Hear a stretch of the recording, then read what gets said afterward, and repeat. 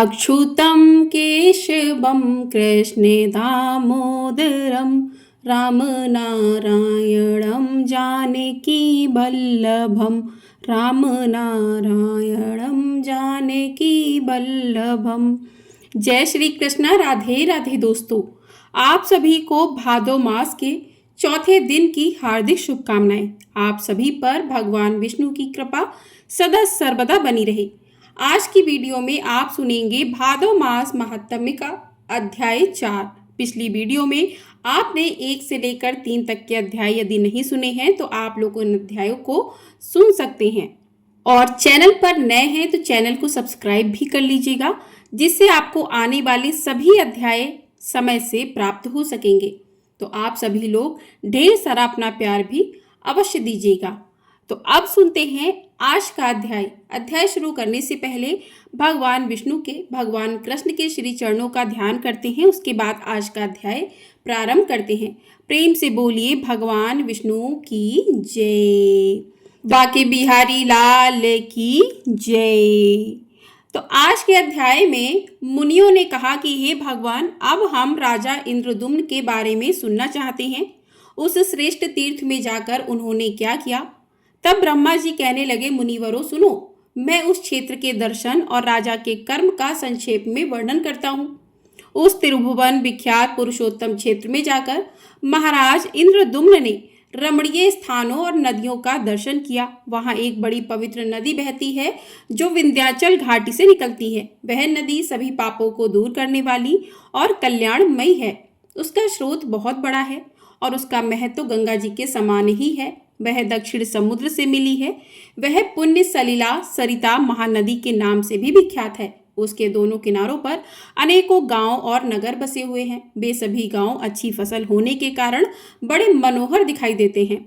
वहां के लोग बड़े हष्टपुष्ट होते हैं और वहां रहने वाले ब्राह्मण, क्षत्रिय, वैश्य तथा शूद्र शांत भाव से अलग अलग अपने अपने धर्मों में तत्पर दिखाई देते हैं। ब्राह्मणों के मुख से क्षयो अंग पद और क्रम से युक्त वैदिक बाणी निकलती रहती है। कोई अग्निहोत्र में लगे रहते हैं और कोई उपासना में लगे रहते हैं। वे समस्त शास्त्रों के अर्थ समझने में कुशल, यज्ञकर्ता और प्रचुर दक्षिणा देने वाले होते हैं। वहां चबूतरों, सड़कों, वनों, उपवनों, सभा मंडपों, महलों और देव मंदिरों में महान जन समुदाय इकट्ठा होकर इतिहास, पुराण, वेद, वेदांग, काव्य शास्त्रों की कथा सुनते रहते हैं। उस देश की स्त्रियों को अपने रूप और यौवन पर गर्व होता है। वे सभी उत्तम लक्षणों से संपन्न होती हैं। उस क्षेत्र में सन्यासी, वानप्रस्थ, सिद्ध, स्नातक, ब्रह्मचारी, मंत्र सिद्ध, तपस्या सिद्ध और यज्ञ सिद्ध पुरुष निवास करते हैं। इस प्रकार राजा ने उस क्षेत्र को परम शोभायमान देखा। इसलिए मन में यह निश्चय किया कि यहीं रहकर परम दैव, परम अपार, परम पद, अनंत, अपराजित, सर्वेश्वर, जगत गुरु, सनातन भगवान श्री विष्णु की आराधना करूंगा। यही भगवान का मानस तीर्थ पुरुषोत्तम क्षेत्र है। यह बात मुझे मालूम हो गई, क्योंकि यहाँ कल्प वृक्ष स्वरूप विशाल बट वृक्ष खड़ा है। यही इंद्रनील मणि की बनी हुई मणिमय प्रतिमा है, जिसे भगवान ने स्वयं छिपा दिया है, क्योंकि यहाँ दूसरी ओर प्रतिमा नहीं दिखाई देती। मैं ऐसा प्रयास करूंगा जिससे सत्य पराक्रमी जगदीश्वर भगवान श्री विष्णु मुझे प्रत्यक्ष दर्शन दे। मैं अनन्य भाव से भगवान में मन लगाकर यहाँ यज्ञ, दान, तपस्या, होम, ध्यान, पूजन तथा उपवास आदि के द्वारा विधि पूर्वक उत्तम व्रत का पालन करूंगा। साथ ही यहाँ श्री विष्णु भगवान के मंदिर बनाने का कार्य भी प्रारंभ करूंगा। हे ब्राह्मणों, यह सोचकर महाराज इंद्रदुम्न ने वहां भगवान का मंदिर बनवाने के लिए कार्य आरंभ कर दिया। उन्होंने ज्योतिष शास्त्र के पारंगत समस्त आचार्यों को बुलवाया और बड़ी प्रसन्नता के साथ यत्न पूर्वक सबसे पहले भूमि का शोधन कराया। इस कार्य में ज्ञान संपन्न ब्राह्मणों, वेद शास्त्र के पारंगत अमात्यों, मंत्रियों तथा वास्तु विद्या के विद्वानों का भी सहयोग प्राप्त था। उन सब के साथ भली भांति विचार करके शुभ दिन और शुभ मुहूर्त में, जबकि उत्तम चंद्रमा और नक्षत्रों का योग था तथा ग्रहों की भी अनुकूलता थी, राजा ने श्रद्धा पूर्वक अर्घ्य दिया। इसलिए कहते हैं कि किसी भी शुभ कार्य को करने से पहले ग्रह और नक्षत्रों को देखना जरूरी होता है। शुभ मुहूर्त में किया गया कार्य ही शुभ फल की प्राप्ति कराने वाला होता है। उस समय जय जयकार और मंगलमय शब्द हो रहे थे। तरह तरह के बाजों की मनोहर ध्वनि गूंज रही थी।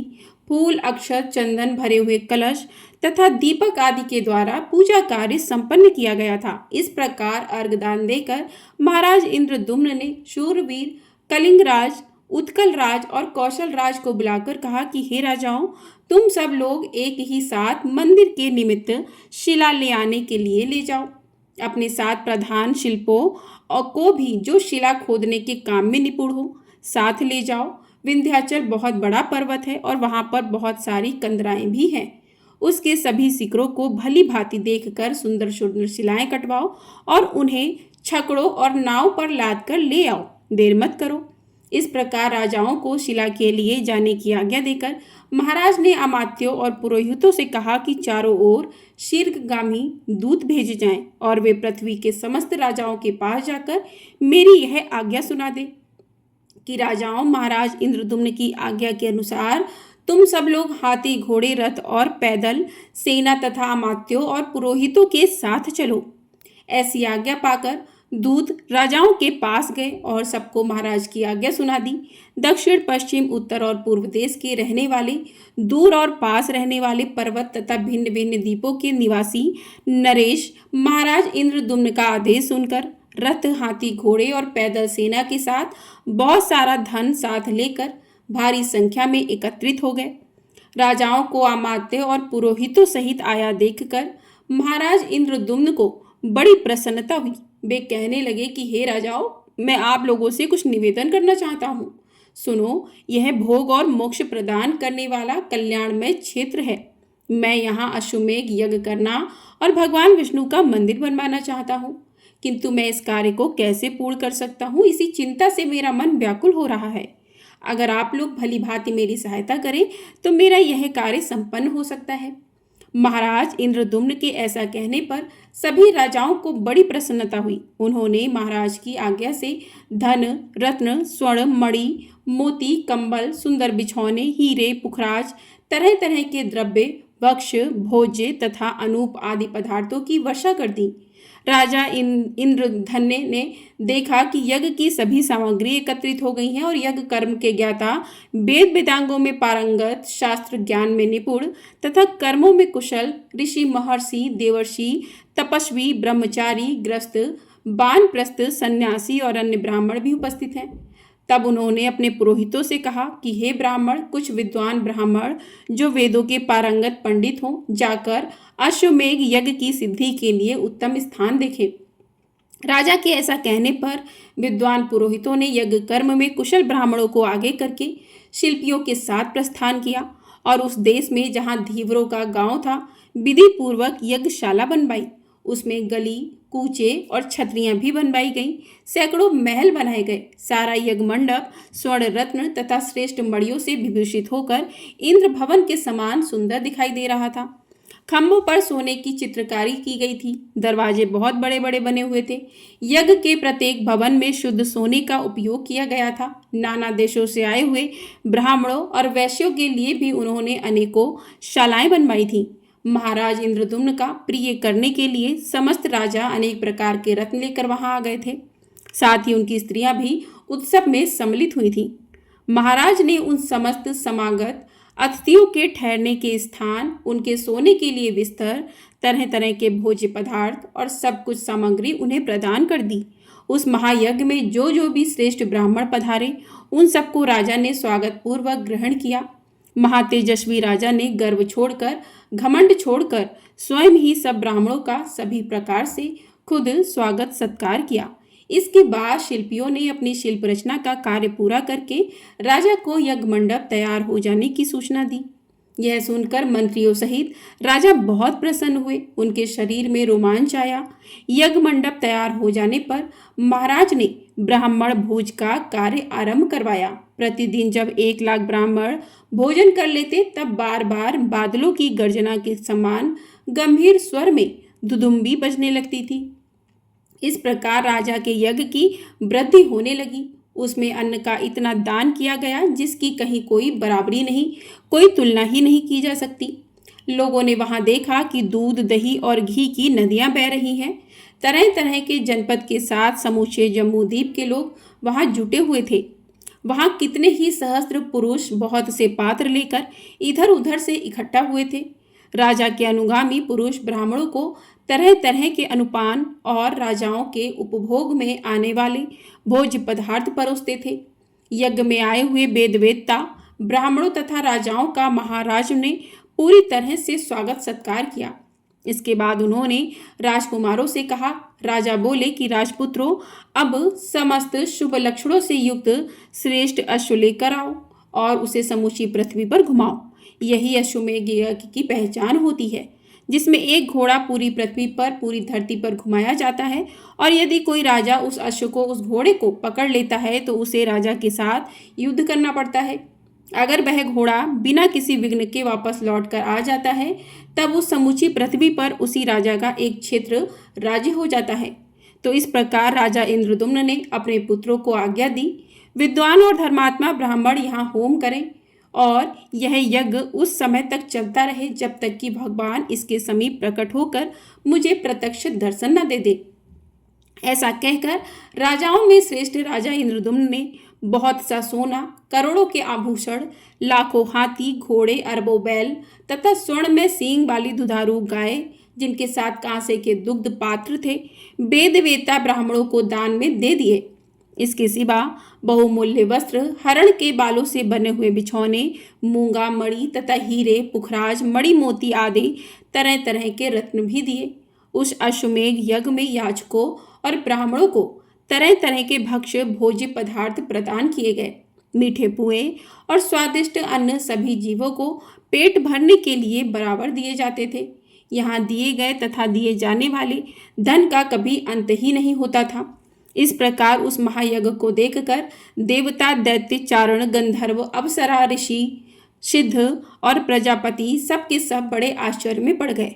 उस श्रेष्ठ यज्ञ की सफलता देखकर पुरोहित, मंत्री तथा राजा सबको बड़ी प्रसन्नता हुई। वहां कोई भी मनुष्य दरिद्र, दीन या भूखा नहीं रहा। उस यज्ञ में किसी प्रकार का कोई भी उपद्रव, ग्यालनी आदि व्याधि, अकाल मृत्यु, दंश, ग्रह पीड़ा या फिर किसी भी विष का कोई कष्ट नहीं हुआ। इस प्रकार राजा ने अश्वमेध यज्ञ तथा पुरुषोत्तम प्रसाद निर्माण का कार्य विधिवत पूर्ण किया। ब्रह्मा जी कहते हैं कि अश्वमेध यज्ञ के अनुष्ठान और महल निर्माण का काम पूरा हो जाने पर राजा इंद्रदुम्न के मन में दिन रात प्रतिमा के लिए चिंता रहने लगी। वे सोचने लगे कि मैं कौन सा उपाय करूं जिससे सृष्टि पालन और संहार करने वाले लोक पावन भगवान पुरुषोत्तम का मुझे दर्शन हो। इसी चिंता में निमग्न रहने के कारण ना उन्हें रात में नींद आती थी और ना ही दिन में। ना तो वे तरह तरह के भोग भोगते और ना ही श्रृंगार और स्नान ही किया करते थे। उन्हें किसी भी कार्य से संतोष नहीं होता, ना ही किसी काम में उनका मन लगता था। पत्थर, मिट्टी और लकड़ी में से इस पृथ्वी पर सर्वोत्तम वस्तु कौन है, किससे भगवान विष्णु की प्रतिमा का निर्माण ठीक ठीक हो सकता है। इस प्रकार की चिंता में पड़े उन्होंने 5 रात्रि की विधि से भगवान पुरुषोत्तम का पूजन किया और अंत में इस प्रकार उनकी स्तुति की कि हे वासुदेव, आपको नमस्कार है, आप मोक्ष के कारण हैं, आपको मेरा नमस्कार है। संपूर्ण लोकों के स्वामी हे परमेश्वर, आप इस जन्म मृत्यु रूपी संसार सागर से मेरा उद्धार कीजिए। हे पुरुषोत्तम, आपका स्वरूप निर्मल आकाश के समान है, आपको नमस्कार है। सबको अपनी ओर खींचने वाले हे संकर्षण, आपको मेरा प्रणाम है। हे धरणीधर, आप मेरी रक्षा कीजिए। हेम गर्भ अर्थात शालिग्राम शिला की सी आभा वाले हे प्रभु, आपको नमस्कार है। मकर ध्वज, आपको प्रणाम है। रतिकांत, आपको नमस्कार है। शरासुर का संहार करने वाले प्रद्युम्न, आप मेरी रक्षा कीजिए। भगवान, आपका श्री अंग अंजन के समान श्याम है। भक्त वत्सल, आपको नमस्कार है। हे अनिरुद्ध, आपको प्रणाम है, आप मेरी रक्षा करें और वरदायक बने। संपूर्ण देवताओं के निवास स्थान, आपको नमस्कार है। हे देवप्रिय, आपको प्रणाम है। नारायण, आपको नमस्कार है, आप मुझ शरणागत की रक्षा कीजिए। बलवानों में श्रेष्ठ बलराम, आपको प्रणाम है। लांगला युद्ध आपको नमस्कार है। चतुर्मुख जगत धाम प्रपितामह मेरी रक्षा कीजिए। नील मेघ के समान आभा वाले घनश्याम आपको नमस्कार है। देव पूजित हे परमेश्वर आपको प्रणाम है। सर्वव्यापी हे जगन्नाथ मैं भवसागर में डूबा हुआ हूँ, कृपया मेरा उद्धार कीजिए। प्रत्याग्नि के समान तेजस्वी तथा दहकते हुए नेत्रों वाले महापराक्रमी दैत्य शत्रु नरसिंह आपको नमस्कार है। आप मेरी रक्षा कीजिए। पूर्व समय में 12 रूप धारण करके आपने जिस प्रकार इस पृथ्वी का रसातल से उद्धार किया था, उसी प्रकार हे प्रभु इस दुख के समुद्र से मेरा भी उद्धार कीजिए। हे कृष्ण आपके इस वरदायक स्वरूपों को मैंने स्तवन किया है। यह बलदेव आदि जो अलग अलग रूप से स्थित दिखाई देते हैं, आपके ही अंग हैं। देवेश प्रभु अच्युत गरुण आदि पार्षद आयुधों सहित दिग्पाल तथा केशव आदि जो आपके अन्य भेद मनुष्यों द्वारा बताए गए हैं, उन सबका मैंने पूजन किया है। प्रभु प्रसन्न तथा विशाल नेत्रों वाले हे जगन्नाथ देवेश्वर पूर्वोक्त सब स्वरूपों के साथ मैंने आपकी स्तुति और वंदना की है। आप मुझे धर्म अर्थ काम और मोक्ष देने वाला वर प्रदान करें। हे हरे संकर्षण आदि जो आपके भेद बताए गए हैं, वे सब आपकी पूजा के लिए ही प्रकट हुए हैं, इसलिए वे आपके ही आश्रित हैं। देवेश वस्तुतः आप में से कोई भेद नहीं है। आपके जो अनेक प्रकार के रूप बताए जाते हैं, वह सब उपचार से ही कहे गए हैं। आप तो अद्वैत हैं, फिर कोई भी मनुष्य आपको दैत्य रूप भला कैसे कह सकता है। हरे आप एकमात्र व्यापक चित्त स्वभाव तथा निरंजन है। आपका जो परम स्वरूप है वह भाव और अभाव से रहित निर्लेप निर्गुण श्रेष्ठ अचल ध्रुव समस्त उपाधियों से निर्मुक्त और सत्ता मात्र रूप में स्थित है। हे कमलकांत हे मधुसूदन मुझ पर प्रसन्न होइए, मेरी रक्षा कीजिए। लोकेश मैं आपके सिवा और किसी को नहीं देखता जिसकी शरण में जाऊं। मैं बुढ़ापे और सैकड़ों व्याधियों से युक्त होकर तरह तरह के दुखों से पीड़ित हूँ और अपने कर्म पाश में बंध कर हर्ष शोक में मगन होकर विवेक शून्य हो गया है। अत्यंत भयंकर घोर संसार सागर में घिरा हुआ हूँ। प्रभु यह विषम रूप जल राशि के कारण तो स्तर है, इसमें राग द्वेष रूपी मत्स्य भरे हुए हैं। इंद्रिय रूपी भंवरों से यह बहुत गहरा लगता है। इसमें तृष्णा और शोक रूपी लहरें भरी हुई हैं। यहाँ ना कोई सहारा है, ना ही कोई अवलंब है। यह सारहीन और अत्यंत चंचल है। प्रभु मैं माया से मोहित होकर इसके भीतर बहुत लंबे समय से भटक रहा हूँ।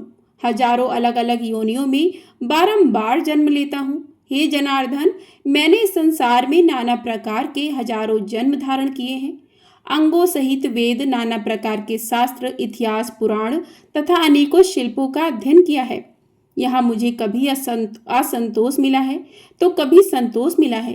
कभी मैंने धन इकट्ठा किया है तो कभी धन हानि उठाई है और कभी बहुत खर्च किए हैं। जगन्नाथ इस प्रकार मैंने लाभ वृद्धि उदय और अस्त्र अनेकों बार देखे हैं। स्त्री शत्रु मित्र तथा बंधु बांधवों के सहयोग और वियोग भी देखने को मिले हैं। मैंने अनेक पिता देखे हैं और अनेकों माताओं का भी दर्शन किया है। अनेक प्रकार के दुख और सुख हैं, उनके अनुभव का भी मुझे अवसर मिला है। भाई बंधु पुत्र और कुटुंबी भी मिले हैं। हे देव धनी क्षत्रियों दरिद्र तपस्वियों राजाओं राजा के सेवकों तथा अन्य देहधारियों के घरों में भी मैं अनेकों बार उत्पन्न हो चुका हूँ। हे नाथ मुझे अनेकों बार ऐसे मनुष्यों का दास होना पड़ा है जो खुद दूसरों के दास हैं। मैं दरिद्र धनी और स्वामी भी रह चुका हूँ। कभी दूसरों ने मुझे मारा तो कभी मेरे हाथ से दूसरे मारे गए। मुझे दूसरों ने मरवाया और मैंने भी दूसरों की हत्या करवाई। मुझे दूसरों ने और मैंने दूसरों को अनेकों बार दान दिए हैं। हे जनार्दन हे जगतपति कभी नरक में और कभी स्वर्ग में मेरा निवास रहा है। मुझे कभी मनुष्य लोक में तो कभी त्रक योनियों में जन्म लेना पड़ा है। हे सुरश्रेष्ठ जैसे रहट में रस्सी से बंधी हुई घटी कभी ऊपर जाती कभी नीचे आती और कभी बीच में रुकी रहती है, उसी प्रकार मैं कर्म रूपी रस्सी में बंधकर देव योग से ऊपर नीचे मध्यवर्ती तथा अन्य लोकों में भटकता रहता हूँ। इस प्रकार यह संसार चक्र बड़ा ही भयानक और रोमांचकारी है। प्रभु, मैं बहुत लंबे समय से घूम रहा हूँ, किंतु कभी इसका अंत नहीं दिखाई देता। समझ नहीं आता कि अब मैं क्या करूँ। हे हरे, हमारी संपूर्ण इंद्रियां व्याकुल हो गई हैं। अब मैं क्या करूं, कहाँ जाऊं? मैं शोक और तृष्णा से आक्रांत होकर अब कहाँ जाऊं? मेरी चेतना लुप्त हो रही है। देव, इस समय व्याकुल होकर मैं आपकी शरण में आया हूँ। हे कृष्ण, मैं संसार सागर में डूबकर दुख भोगता हूँ। मुझे बचाइए जगन्नाथ। अगर आप मुझे अपना भक्त मानते हैं तो मुझ पर कृपा कीजिए। आपके सिवा मेरा दूसरा कोई बंधु नहीं है जो मेरी चिंता कर सके। हे देव, हे प्रभु, आप जैसे स्वामी की शरण में आकर अब मुझे जीवन मरण या योग क्षेम के लिए कभी भी कोई भय नहीं होता। श्री ब्रह्मा जी कहते हैं कि राजा इंद्रदुम्न के इस प्रकार स्तुति करने पर भगवान गरुड़ ध्वज ने प्रसन्न होकर उनका सब मनोरथ पूर्ण किया। जो मनुष्य भगवान जगन्नाथ का पूजन करके प्रतिदिन इस स्रोत से उनकी स्तुति करता है, वह बुद्धिमान निश्चय ही मोक्ष प्राप्त कर लेता है। जो एकाग्रचित होकर इसका पाठ करता है या इस स्रोत को सुनता है या दूसरों को सुनाता है, वह पाप रहित होकर भगवान विष्णु के सनातन धाम में जाता है। यह स्रोत परम प्रशंसनीय, पापों को दूर करने वाला, भोग और मोक्ष को देने वाला, कल्याणमय, गोपनीय, अत्यंत दुर्लभ तथा पवित्र है। इसे जिस किसी मनुष्य को नहीं देना चाहिए, जिसके हृदय में भक्ति हो, केवल उसी को इसका उपदेश देना चाहिए। नास्तिकों के सामने इस स्रोत का पाठ कभी नहीं करना चाहिए। जो निर्मल हृदय वाले मनुष्य उन परम सूक्ष्म नित्य पुराण पुरुष मुरारी श्री विष्णु भगवान का ध्यान करते हैं, वे मुक्ति के भागी होकर भगवान विष्णु के धाम को जाते हैं। ठीक उसी प्रकार जैसे मंत्रों द्वारा यज्ञ की अग्नि में हवन किया हुआ भविष्य भगवान विष्णु को प्राप्त होता है। स्तुति किए जाने के बाद राजा इंद्रदुम्न को भगवान के दर्शन किस प्रकार हुए, किस प्रकार उन्होंने भगवान की प्रतिमाओं का निर्माण किया, किस प्रकार उनकी स्थापना की, इसका बहुत ही रोचक प्रसंग आप अगले अध्याय में जरूर सुनिएगा। इस अध्याय को यहीं पर समाप्त करते हैं। प्रेम से बोलिए भगवान विष्णु की जय, भगवान जगन्नाथ की जय, कृष्ण कन्हैया लाल की जय। तो इस प्रकार से भादो मास का अध्याय 4 समाप्त हुआ। अध्याय 5 में आप बाकी का वृत्तांत सुनिएगा। वीडियो पसंद आई हो, वीडियो को लाइक अवश्य कर दीजिएगा। चैनल पर नए हैं तो चैनल को सब्सक्राइब भी कर लीजिएगा। आपको हमारे चैनल पर इसी प्रकार से हरछठ की कथा भी सुनाई जाएगी। साथ ही जन्माष्टमी कब की है, जन्माष्टमी की कथा भी सुनाई जाएगी।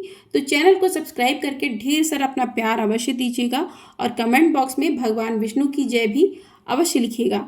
हरे कृष्ण, राधे राधे।